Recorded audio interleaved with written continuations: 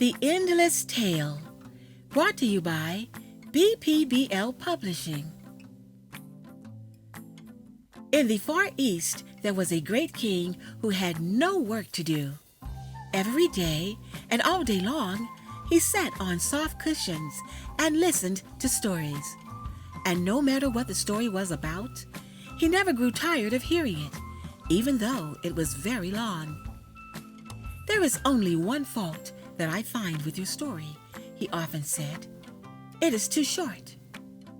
All the storytellers in the world were invited to his palace, and some of them told stories that were very long indeed. But the king was always sad when a story ended. At last, he sent word into every city and town and country place, offering a prize to anyone who should tell him an endless tale. He said, "To the man that will tell me a story which shall last forever, I will give my fairest daughter for his wife, and I will make him my heir, and he shall be king after me." But this was not all. He added a very hard condition. "If any man shall try to tell such a story and then fail, he shall have his head cut off." The king's daughter was very pretty, and there were many young men in that country who were willing to do anything to win her. But none of them wanted to lose their heads, and so only a few tried for the prize. One young man invented a story that lasted 3 months, but at the end of that time, he could think of nothing more. His fate was a warning to others, and it was a long time before another storyteller was so rash as to try the king's patience.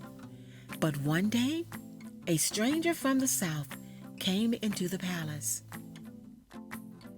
"Great king," he said, "is it true that you offer a prize to the man who can tell a story that has no end?" "It is true," said the king. "And shall this man have your fairest daughter for his wife? And shall he be your heir?" "Yes, if he succeeds," said the king. "But if he fails, he shall lose his head." "Very well then," said the stranger. "I have a pleasant story about locusts which I would like to relate." "Tell it," said the king. "I will listen to you." The storyteller began his tale. Once upon a time, a certain king seized upon all the corn in his country and stored it away in a strong granary.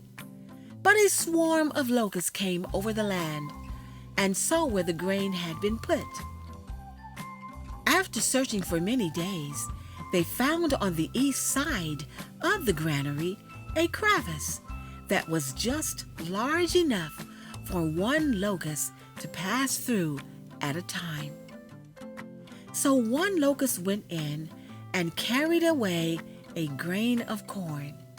Then another locust went in and carried away a grain of corn. Then another locust went in and carried away a grain of corn.